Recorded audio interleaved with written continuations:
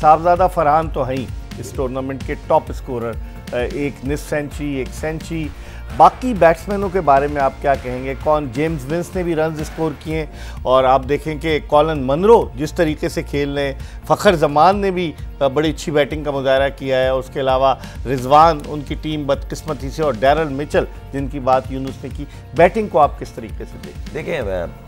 फरहान की ज़्यादा इसलिए बात हो रही है, एक तो कंसिस्टेंट है, दूसरा जिस तरह की वो बैटिंग कर रहा है ना, पॉइंट्स टूवर्ड स्क्वायर लेग, इसके बिटवीन रन है, पीछे नहीं है, और जिधर बॉल है उधर खेल रहा है, तो वो अलग दिख रहा है कि शॉट सिलेक्शन बड़ी अच्छी है, क्लैरिटी है, कब कहाँ मारना है अपनी मर्जी से। जब वो सेट होता है ना तो बॉलर को अपनी मर्जी से हिट मार रहा है, ऐसा बहुत कम देखने में आता है। दूसरी बात, 2-3 प्लेयर हैं जिनका मेरी दिली ख्वाहिश है वो इस लीग की पहचान है, इस लीग में चाहते हैं लोग रन करना, हम भी चाहते हैं, जिसमें नंबर 1 बाबर आजम आता है। उसको उसकी टीम की भी ज़रूरत है, खुद कैप्टन भी है, रन्स करेगा, उसकी टीम परफॉर्म करेगी। देखें कैप्टन फ्रंट से लीड करता है, कोशिश कर रहा है, आई होप कि वो फॉर्म में आए। जल्मी उसके गिर्द खेल रही है, क्योंकि जिस तरह की जल्मी की टीम बनी है, तो मुझे लगता है बाबर अगर पूरे 20 ओवर नहीं खेलेगा तो वो स्ट्रगलिंग फेस में रहेंगे। इधर अगर हम देखें ना खुर्रम, ये देखें कॉलिन मनरो का जो रोल है, मनरो मेन बेसिकली फरहान के साथ जो मनरो रोल अदा कर रहे हैं, स्ट्राइक रेट है इसका 165 का फरहान का है। मेन चीज ये है कि मनरो जितनी हेल्प आउट कर रहा है फरहान को, देखेंगे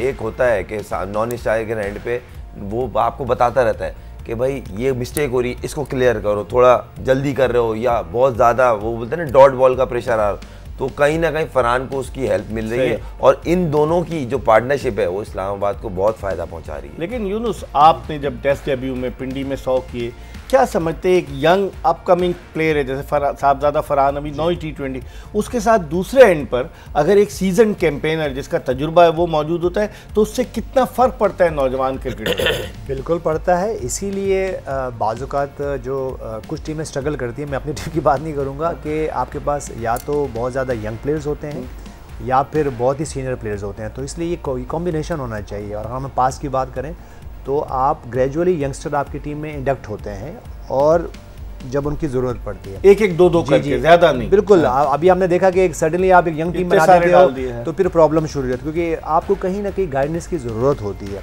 इसीलिए हम टॉप के प्लेयर्स की अगर हम बात करते हैं तो वो टॉप के प्लेयर सिर्फ इसलिए नहीं बने कि वो खुद, वो तो आप ग्रेजुअली आप टॉप के प्लेयर बनते हो, आपको एक्सपीरियंस आता है, लेकिन जब वो उनके जिनके साथ ड्रेसिंग रूम शेयर करते हैं या जहाँ जब वो टीम में आते हैं तो वहाँ बड़े बड़े प्लेयर्स मौजूद होते हैं, तो वो उनको इंस्पायर होते हैं उनसे। तो मेरे ख्याल से यही वजह है। अगर मैं साहबजादा फरहान की बात करूं तो अमेजिंग क्रिकेट खेल रहे हैं, लेकिन फिर वो सेम टाइम पे खुर्रम मंजूर ने बार बार यहाँ पे ये हमसे शेयर किया कि वो उनके साथ बात करते हैं और वो साहबजादा फरहान भी उनकी सुनते हैं। तो मेरे ख्याल से ये जो एक दूसरे को प्लेयर्स को कॉम्प्लीमेंट करना होता है, ये बहुत है। तो मेरे ख्याल से अगर मैं बात करूँ कॉलिन मनरो की बात करूँ तो आपके सामने, उसके बाद फ़खर जमान की मैं बात करूँ तो वो उन्होंने परफॉर्मेंस की है। मेरी बड़ी ख्वाहिश है कि उनकी तरफ से जो उनका हाईएस्ट रन 76 है, ठीक है, ये थोड़ा सा बढ़ना चाहिए, क्योंकि एक दो मैचेस में उनके पास ये लग्जरी थी कि अगर 2-3 और मैच ओवर्स खेलते तो वो परफॉर्म कर। फिर मोहम्मद रिजवान के लिए उन्होंने एक 100 किया, लेकिन उनको अब क्या करना है, उनको अपनी जो उनका स्ट्राइक रेट है, मैं ये बात बिल्कुल भी नहीं कर रहा हूँ, उन पर प्रेशर डाल रहा हूँ कि वो अपना स्ट्राइक रेट बेहतर करें, लेकिन वो फिर कुछ जैसे वो लास्ट मैच में चेस किया तो वहाँ पे यही 105 रन अगर वहाँ पे वो करेंगे, उनका स्ट्राइक रेट अगर 100 का भी होगा तो मैच जीतेगी। उसके बाद डैरल मिचेल की मैं इसलिए बार बार यहाँ पे क्वालिटी की बात करूँगी, उनके वैगन व्हील में देखता हूँ, और जो लास्ट इनिंग उन्होंने खेली टफ कंडीशन में थी, वहाँ पे वो स्ट्राइक रोटेट, बहुत सारे सिंगल, और फिर जैसे ही उनके पास मौका मिला उन्हें स्टैंड एंड डिलीवर किया, और उनके वैगन व्हील भी बड़े ज़बरदस्त है। तो ये वो क्वालिटी नज़र आ रही इन पांचों बैटर्स में, जो कि इसी वजह से वो टॉप पे है, और हम यहाँ उनकी बात। अच्छा, लेकिन खुर्रम देखिए 5 जो टॉप के बैट्समैनों में 2 फॉरेन क्रिकेटर्स शामिल हैं, कॉलिन मनरो और डैरल मिचेल, और मज़े की बात है दोनों का ताल्लुक न्यूजीलैंड से। हमने इतने बड़े बड़े प्लेयर्स रखे हैं, अब तक चलें मैचेस कम हुए, लेकिन इन दोनों की परफॉर्मेंस से ये जाहिर होता है कि जिन फ्रेंचाइजीज़ ने इनको सेलेक्ट किया है वो बिल्कुल सही थी, क्योंकि उन्होंने अगर इन पर इन्वेस्ट किया है तो उसको रिटर्न कर रहे हैं। एक नाम भूल गए आप, कौन? इसी टीम का हिस्सा है फिन, क्या नाम है, फिन एलन, जिन्होंने पहले मैच में 18 के न्यूजीलैंड का कोयटा को जितवाया। तो और जेसन होल्डर बॉलिंग में, अभी जब हम बॉलिंग अच्छा, मेन जो चीज़ है ना, न्यूजीलैंड के जो प्लेयर्स हैं ना पाकिस्तान में बड़ा ज़बरदस्त परफॉर्म करते हैं, इनकी प्रिपरेशन बहुत अच्छी है। है। इनकी बी टीम भी आती है, मैं हरा के जाती है। सॉरी, बी टीम नहीं, ये लोग सी टीम बोलते हैं, मैं अब नेशनल टीम बोलता हूँ, क्योंकि वो सी टीम आई थी छोटी है, वो आपको सीरीज मार के जाती है। मेन चीज़ ये है कि होमवर्क अच्छा है, जिस कंडीशन में जाते हैं उसको अडॉप्ट करने की कोशिश करते हैं। प्रिपरेशन ये है कि वहाँ ज़्यादा स्पिन होता है, किस लेवल का होता है, बाउंस कितना है, उसके हिसाब से बैटिंग कर रहे हैं। ये माइनस में नहीं खेल रहे, सामने उन्होंने देखा है extra cover to mid wicket, जज्बाती होके नहीं खेल रहे, जज्बाती होके नहीं खेल रहे। अच्छा होमवर्क किया हुआ, प्रिपरेशन मेंटली बहुत क्लियर है, शॉट सिलेक्शन, शॉट एग्जीक्यूशन बहुत अच्छी है। तो ये सारा प्रिपरेशन होती है। दूसरी बात ये, मुझे मेरी बोलते नहीं है, मैं चाहता हूँ जिस तरह यूनुस भाई ने बोला ना कि ज़ल्मी परफॉर्म करे, कराची परफॉर्म करे, ताकि एक हाइप बने, और क्योंकि लीग हमारी है, इसको बैक करना। कराची से वार्नर का परफॉर्म करना बहुत ज़रूरी है। एक तो कैप्टन है, फिर एक बड़ा ब्रांड है। अगर ये करेंगे कराची अच्छा परफॉर्म करे, देखें, क्योंकि कराची मुझे ऐसा लगता है अगर जीतेगी तो वो अपनी बैटिंग की बेस पे जीतेगी, क्योंकि जितनी टीमें प्रिपेयर्ड होके आई हुई हैं, बॉलिंग को लेके आई हुई, तो इनके पास बैटिंग में अच्छा पावर हाउस है।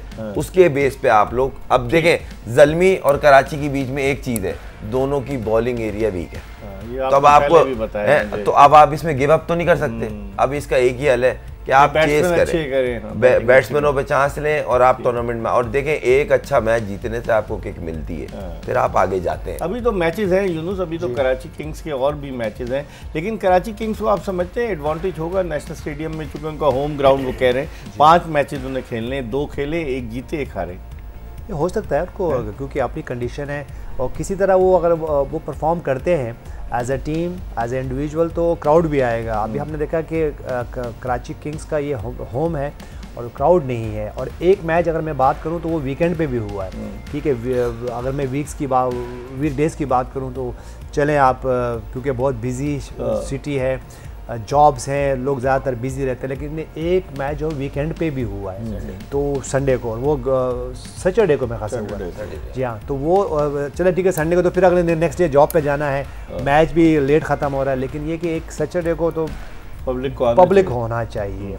तो इसके लिए कुछ ना कुछ करना पड़ेगा, और वो टीम कराची किंग्स ही कर सकती है कि वो परफॉर्म करे, और वो जब वो परफॉर्म करेंगे तो आपकी जो सिटी के लोग हैं वो इंस्पायर होंगे, मैच देखने आएंगे। तो उनको यही है, ठीक है, अभी सिर्फ उनकी कराची किंग्स के 2 ही मैच हुए हैं, लेकिन ये है कि उनको परफॉर्म करेंगे तो उनके पास अभी चांस है। लेकिन खुर्रम, अगर हम कोचेस की बात करें, डैरन सैमी तो आपको नजर नहीं आया अभी तक पेशावर ज़ल्मी से नजर आए? नहीं, वो नहीं है, वो नजर नहीं आया। अगर हम कोचेस की बात करें, लाहौर कलंदर्स के पास रसल डोमिंगो है, जो डैरन गफ ने आना था, वो नहीं आए। फिर आप इस्लामाबाद के पास माइक हेसन है, उनके कोच हैं। मुल्तान सुल्तान्स के पास अब्दुल रहमान है, जो एक मरहले पर इंटरम कोच बनकर गए थे। कराची किंग्स के पास रवि बोपारा है। क्वेटा ग्लैडिएटर्स के पास मोइन खान है, और फिर मेंटोर जो है सर विवियन रिचर्ड्स हैं। तो अगर आप इन टीमों का कंपैरिजन करें, है ना, तो फिर आप उसको कैसे देखते हैं? देखें, जो जिन टीमों ने अभी हुए कम है, पेशावर ज़ल्मी का अभी तो नहीं है ना, 2-3 मैच हुए ना, अभी अर्ली होगा, मगर जो दिख रहा है ड्राफ्टिंग का होमवर्क अच्छा था ना, वो टीमें ऊपर रहेंगी।